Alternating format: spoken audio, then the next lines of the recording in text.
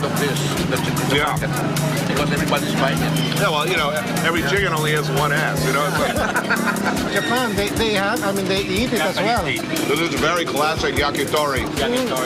Yeah, but here's got more of the skin and the fat. And this is just so awesome. One more. Unfortunately, there's more to life than chopped, sizzling pork face on a platter. And Claude's got a few traditional dishes of his own to show off. Very, very Filipino. No reservation.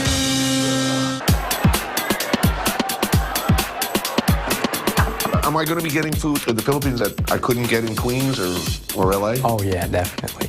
And I won't end up on the tourist trail? No, you will not. By now, I'm sure Augusto's put the finishing touches on the welcome extravaganza we led him to believe I require at all destinations. But I've got one more stop in Pampanga before heading off to meet him.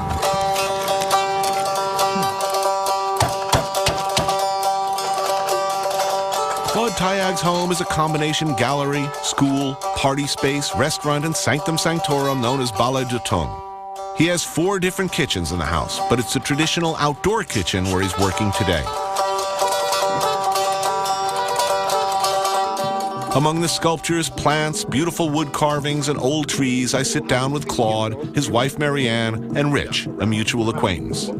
It's a Pampanga-themed meal, and Claude, fortuitously enough, has been thinking and writing about my question of Philippine identity and food culture for years. I have to say, of all of the people who watch this show, Filipinos have been the most vocal about how come you haven't been to my country. We've always been bypassed by foreign writers. Yeah. Even in cookbooks, you buy a Southeast Asian cookbook, we're marginally on the side. It's like, Why?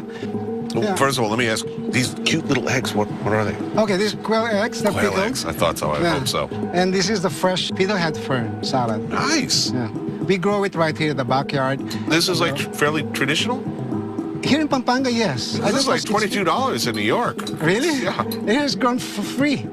You know, as Filipinos, we're kind of alienated with the rest of Southeast Asia. We always look westward, specifically to America, because that was our last colonial master, right? Right. It's a big, diverse cuisine, so how come it's not the next big thing? I think because not many people come to the Philippines. I think that's one, you know? Another thing probably is the one that you guys are saying, that our food is always looks different from different restaurants, so people don't remember it. If you've tried it in 5 restaurants, you will have 5 different flavors of adobo. What is this unbelievably It's a potluck. delicious looking thing? This is what we call sinigang. It's a soup dish made with seafood, meat, and all these vegetables, made with a sour fruit. In this case, we use the guava. So this comes with a soup? Soup, yes. This is the milk fish. It's supposed to be the national fish. And this is the crayfish I was talking about. There's something kind of gumbo-esque about this. You Yeah. have a green bean in there, you got some meat. There's no rigid recipe for it. It can be made with any combination of these meats. But a sour component. You always There's a want sour component, yes. Where'd that come from? That's, I would say, is uniquely Filipino. During the pre-refrigeration days, a lot of it survives the, the shelf life. Right. It's prolonged because it's cooked in vinegar. The best part of the fish is the belly. And then later on, for the coup de grace, you will have the eyes. Oh yeah, no problem. I Yeah. happen to like that. Yeah. I gotta tell you, this broth is really magical. Geography has a prominent role in what you eat in the Philippines, maybe more prominent than most places. How many islands in the Philippines? And then 7,000 maybe at high tide. That gets complicated. Yeah. Yeah. So imagine every region, every island would have their version of sinigang. They would have a different kind of fish or seafood. But do you think that a constant would be there would be some kind of souring agent? Some kind, yes. Oxtail is one of the world's great ingredients. I don't care where you're eating it. Everybody who cooks well tends to embrace it as an essential ingredient. You have the peanuts, which came from the New World, but at the same time, using our native ingredients with the vegetables. It's always like eaten with the shrimp paste. There comes the Malay part. We're very, very Filipino. Oh, That's a man, lot. that's beautiful. Okay, these are the quail. Well, yeah, I don't need knife and fork for this. I know just what to do with that. Claude's adobo preparation is a little more upscale than most, by my way of thinking anyhow, made with smoked bacon and chicken liver. I am totally there. Chicken now. Pugo, we call it. There's a flavor spectrum going on here that is different than anywhere else I've been. Most Americans would immediately love this. But American tourists showed up here. What do you want them to go away with? Basically, giving them the experience of having eaten in a family gathering, eating traditional food, Pampanga food. So I would say it's like I'm a keeper of the flame, literally, of the stove. It's like cooking the food that our grandmothers, our grandparents ate. That's the Pampanga pride. Give us something regional something from another province. I can tell you we can do it better. It's like so that was going to be my next question. Was Pampanga first, Philippines second? Yeah. okay. No. He didn't have to think. You didn't have to think about it. No. Okay, let's put it this way. You cannot be a Filipino unless you become a Pampanga first. Become yourself first. Not necessarily Pampanga first. I mean, Yeah, the region. whatever region you are from. You identify yourself with that first. Yes. I mean, I'm a New Yorker first and American Yes. second. Yeah. There's Sure. no question Yeah. there. Tomorrow, we're on our way to Cebu to meet up with Augusto. If this doesn't get you to go to the Philippines, then I don't know what will. He better not let me down. Do you feel like an outsider when you come here? Yeah, definitely. Definitely. No reservation.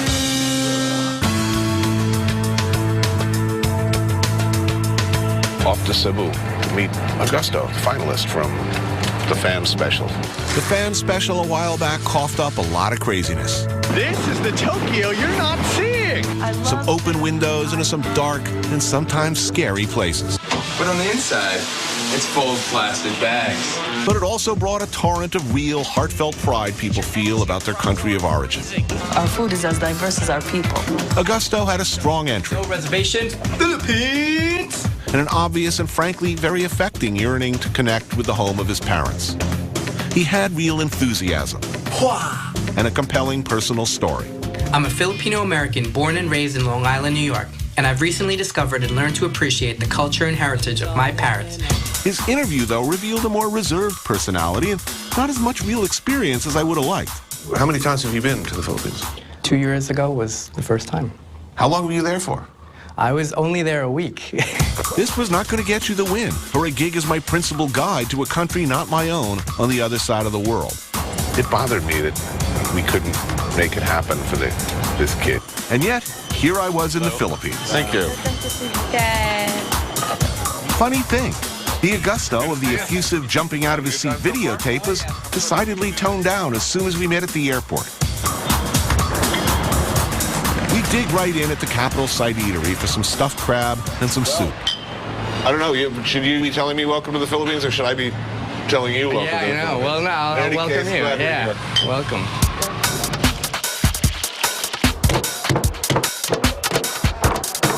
So how do you know so much about the food here when you've really only been here once before for a week and a few days now? Well, the thing is, when you come here, all you do is eat, because my family takes us around, and so it's like non-stop eating once we get here. Augusto, it turns out, is not the peppy, proactive expert I kind of hoped for on this joint. Any dreams I'd had of sort of taking the day off, letting him take the lead, walk me through the ins and outs and the food and culture of the Philippines while I just work on my beer and do the usual head nodding and eating bit, well, that's out the window. Of all of the tapes we got and submissions for the Fan Special, you know, yours was easily the most enthusiastic. I kind of had this insecurity growing up and kind of didn't know who I was. And I realized that, whoa, I totally just didn't care even. So now it's just like, now that I've discovered it, it's just, I'm ecstatic. What changed?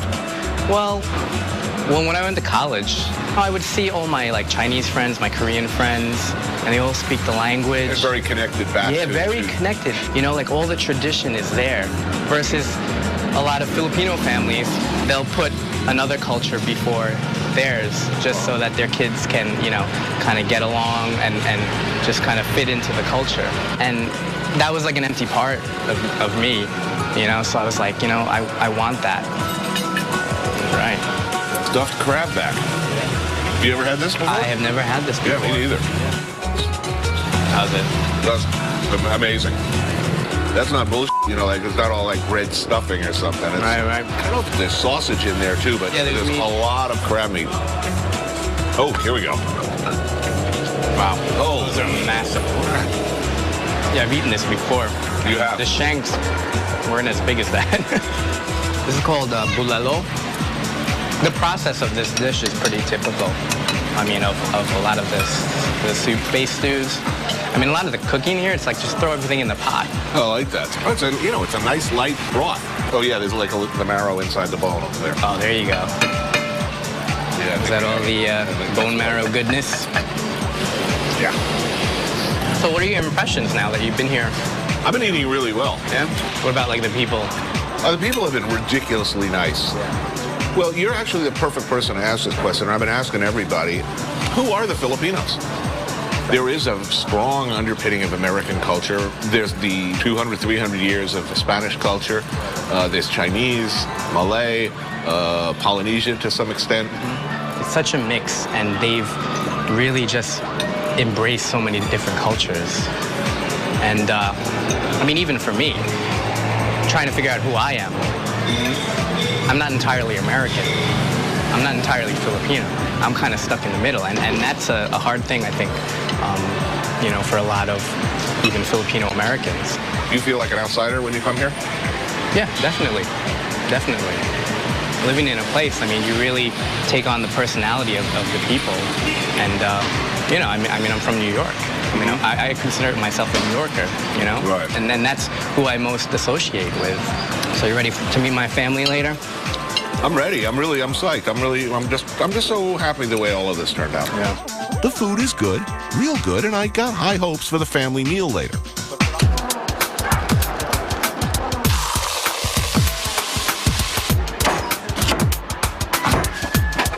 Every family has a go-to guy when company comes over. In the Cebu branch of Augusto's family, that guy is Uncle Raul. He's been cooking all day.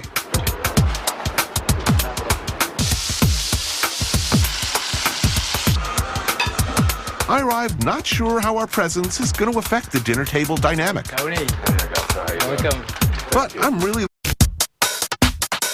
Hi, Tony. My name is Augusto, and I'm from Long Island, New York. And I think your next show should be No Reservation, Philippines! There have always been plenty of good reasons to visit the Philippines. But for me, the tipping point was one very enthusiastic fan named Augusto. You made a very compelling case that this is the greatest place on earth, but how many times have you been to the Philippines? Actually, 2 years ago was the first time. How long were you there for? I was only there a week. So wait a minute, you're asking us to pay for you to discover your own country. That's what you're asking here, because you've only been there a week. Right. I'm guessing you had a pretty good time. It was life-changing, yeah. I'm Anthony Bourdain. That's right! I write, I travel, I eat, and I'm hungry for more.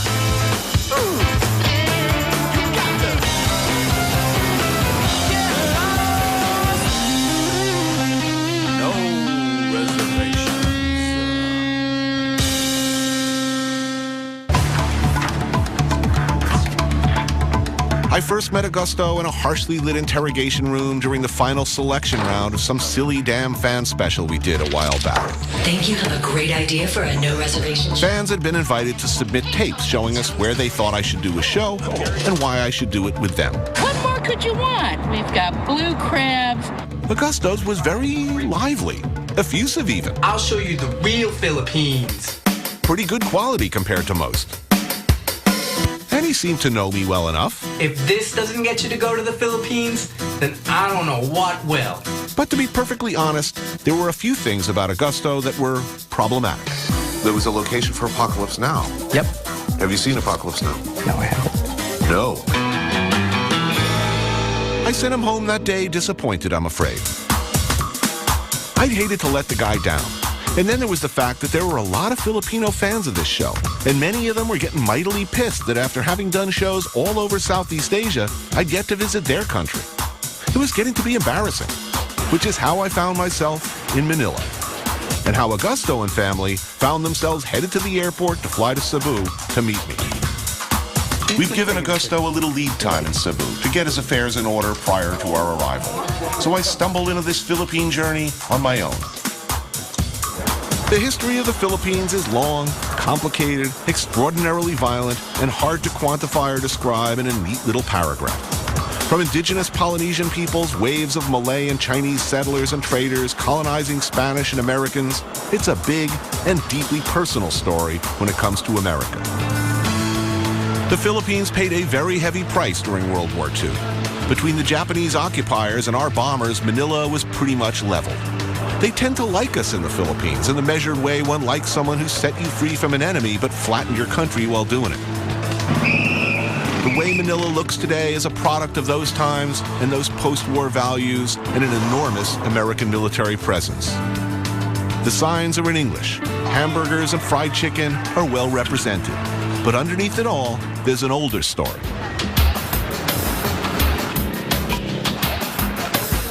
Ivan gives food tours of Manila. You get a lot of things here which has somehow vanished in Manila's restaurants. Right. But you still find it right here in this part of town. And he's taking me to the oldest Chinatown in the world for some baseline Philippine favorites, dating back to pre-Spanish times, and some early components of the food puzzle. So, first time to the Philippines. Yes, it is. I'm already learning the method of crossing the street. It's all about momentum and commitment, right? It's better if you just close your eyes, I notice. Chinatown is big. It's actually a district. And it's as old as our city, so it's about 400 years old, when streets are clustered based on specific trades. This street, this is Gold Street. And then the street which we're going to is Food Street. So this is kind of like one big foodie place. A very... Chicken balls, yeah. Very, very popular street food in Manila. So what you want to do is you just get a stick and just poke. Just help yourself, huh? Yeah, just help yourself. And you only dip once, though, in the sauce. So right, you don't want to double dip. Yes, no double dipping. So you put vinegar, and this is the spicy one. Yum. That's even delicious. Yep. You don't want to slip, though, and put your hand into the oil. That would not be good. That's bad. That is really bad. Yeah, I hate when that happens. Yep. I love these things, the little mini buses here. The Jeeps. They've actually toned down a bit. It used to be all gaudy and colorful with horses and all that. That's breakfast for us. What is that? It's tofu. Kind of like tofu with tapioca syrup. Kind of like mapo in bean curd form. If you look at that fire truck, it's called Purple. Because the guy who owns that made it big selling purple cakes. He has two things he's passionate about in life: making his pastries and being a fireman. So we have pancit. Pancit just means noodles, right? Yes, pancit can mean anything. So what we're about to have today is it's called pancit palabok. Basically, rice noodles cooked in, you know, annatto seeds. Annatto seeds? Yeah. So a little of everything? Yeah, a little bit of everything. Got a little egg. That's pork rind. Pork rind, oh yeah, plenty of that, yeah. A little scallion. Of course. This. Garlic. Toasted garlic? Toasted garlic. They're short noodles. Yes, they are. Thank you. No, again, there's a sour. You have to taste that calamansi. Calamansi is a small citrus fruit that looks like a tiny lime and tastes like a slightly bitter tangerine. It's ubiquitous here, adding a sour component to many dishes. Good. This will hold you till lunch. And this is a snack. Really? Excellent. Actually, not the greatest thing ever for me. Right. But good. Yeah.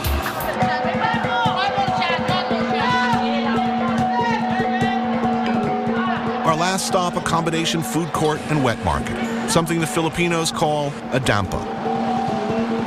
You buy your fish or meat and produce on the market side, picking out whatever you like, and then you get these guys to turn them into a meal for you, any way you like. What are we shopping for?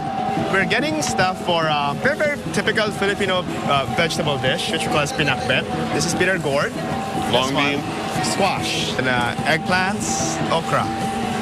That's it. So what else are we having for this meal? Crabs in coconut milk and adobo shrimps. Ah, finally adobo.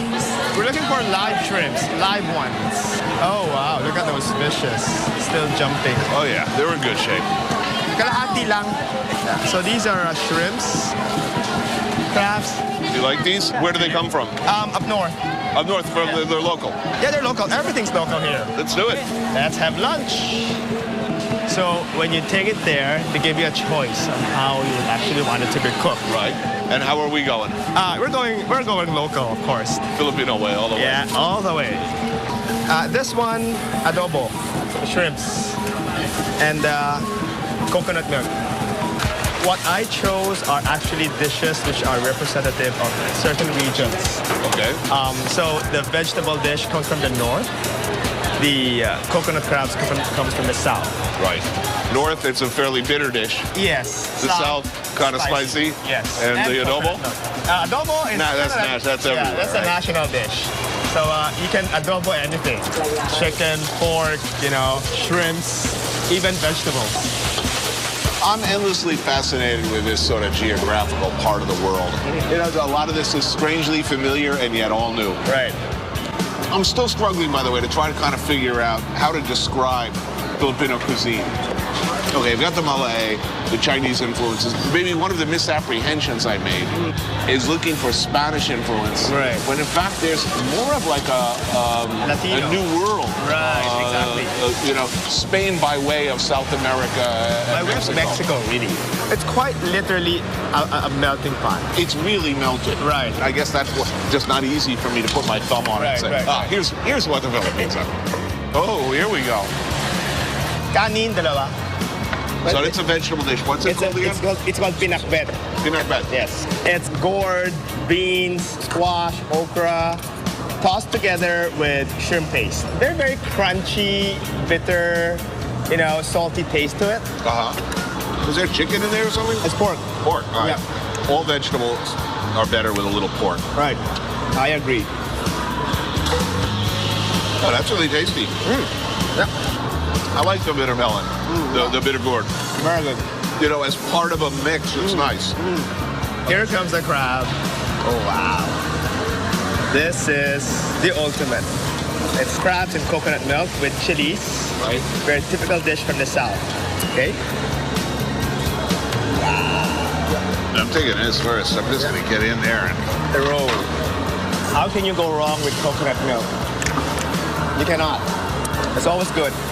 I like this because it's not sweet or cloying. Right. You can't be afraid to work for your food. You got to get right in there with your fingers. Mm-hmm. And the roll. This is the best part. Yeah, I'm with you there. So I guess in a way, our cuisine is still evolving. I mean, after 500 years, we still got new ingredients coming in. Now, what does adobo mean? Adobo is anything that's cooked with soy sauce, garlic, peppercorns, onions. Right. So you can pretty much adobo anything. This is the adobo shrimp? This is lumpia, adobong hipon. The thing with adobo is that there's really no national version of it. I mean, as long as you follow the template, then pretty much any region could have their own version of adobo. So if you go down south, they tend to put coconut milk in their adobo. Really? Yeah. That is really, really great. They're good shrimp, too. Yep. We did well. So I guess unofficially, adobo has become the national dish. Right. Which kind of you associate with the Philippines. I'll tell you, this is really good. Coming up, how do you like your goat? Uric acid, bile, bitter, and guts. The guts was the best sounding part. Just make sure you save room for sisig.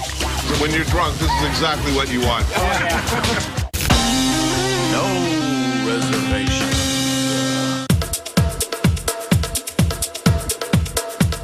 The cuisine is so rich just because there's been so much influence. We have Chinese influence, Southeast Asian, Spanish, and American. And they've embraced all those flavors. I'm still trying to understand it myself. I'm in the Philippines because of Augusto, and you're probably wondering, where is he? Undoubtedly, he's in Cebu studying the production manual. Rule 37, no red M&Ms for Tony. I'll get there soon enough. We're leaving Manila for the neighboring province of Pampanga. Pampanga is of special interest to me for a number of reasons, not least of which is its reputation as both breadbasket of Manila and culinary capital. Secondly, it was an important part in the long American presence here. Clark Air Force Base was a huge factor in American military history from the Spanish-American War through World War II and Vietnam. Since Clark was de-Americanized in 1991, the nearby town of Angeles hasn't been the same, which is probably a good thing. This was a little America, a reproduction of a southern or midwestern town if Mayberry had a gigantic red light district, home to thousands and thousands of military personnel, many of whom stayed on and retired here. Claude Tayag, as best as I can tell, is an artist, a writer, a chef, a restaurateur, something of an iconoclast. Face off. The head, the cheeks, the brain.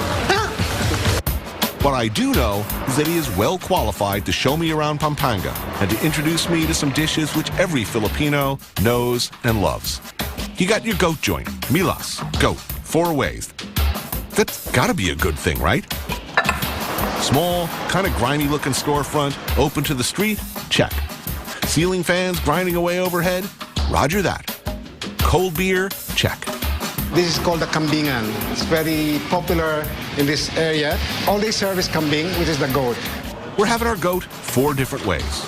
Papatan is your basic goat soup made from heart, lungs, liver, and other good stuff, with a bitter difference. Bile. My bile experiences so far have not been so wonderful. It's an acquired taste, and the bitter it is, the better. In Vietnam, I've had bile because it's supposed to, it's like medicine, okay? It's supposed to make you strong and have many sons immediately.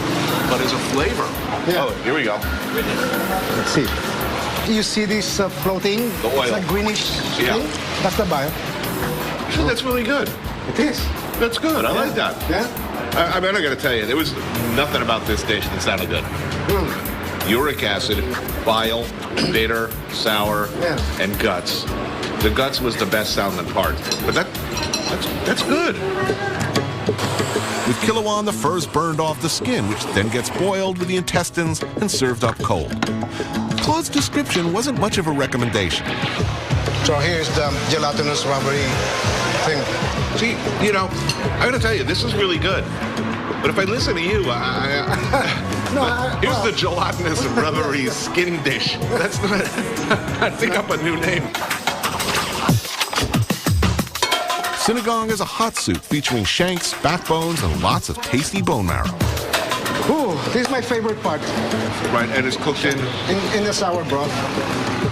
I call this one the straw. We can just suck out the marrow. It's all about the marrow. All it is bones. That's good. Yeah. Well, I love those little peppers. Yeah. When you drink something hot and sour in a muggy day like this, you sweat it out, right? Yeah, if you don't sweat, it's no good. I'm sweating it out now. And last but not least, goat head soup. Eyes, brains, tongue, the works. Wow. How do we attack this? Oh, I have an idea. Do you eat the skin too? I guess, yeah. They boiled it so it'll be tender enough to peel it off. Face off. Dr. Lecter kind of a thing going on here. Come on, my little friend. There you go, buddy. I see you. The tongue's got to be in there somewhere. Other side again. Here it is. And that's the brain. Yeah. I got some here. Creamy brains. Oh, so all these great little bits in there. You really just got to work a little bit to get them. The goat was delightful, surprisingly so in the case of the bile thing. But for me, the come to mama moment of my trip so far, it was that most loved of Filipino street foods, the strangely addictive, sizzling hot melange of hacked up pork face, a crispy, chewy, spicy, savory, and altogether damn wonderful melange of textures that just sings. Everything I like on a smoking hot sizzle plat. Oh, sweet symphony of pig parts, oh yes.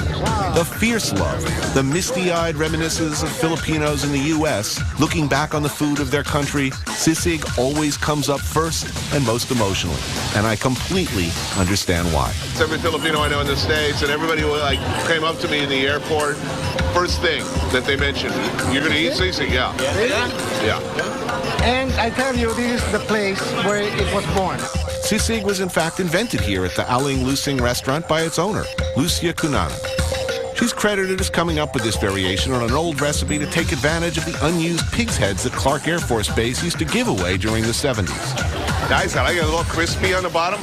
You show me how it's done, man. Okay. Yep. Calamansi. So the bottom part gets toasted. It's like hash. Corned beef hash or roast beef hash, but porkier. I'm liking the crunchy part. Oh yeah, I can understand that this is when you're drunk. This is exactly what you want. Oh yeah, makes you happy. I mean, this is magical stuff.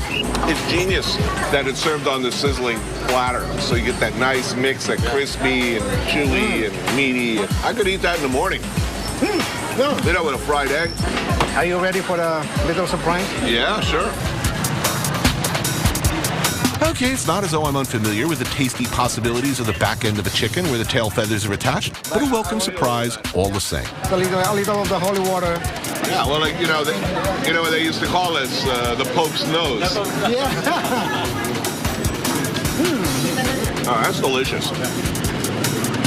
It's a big chicken.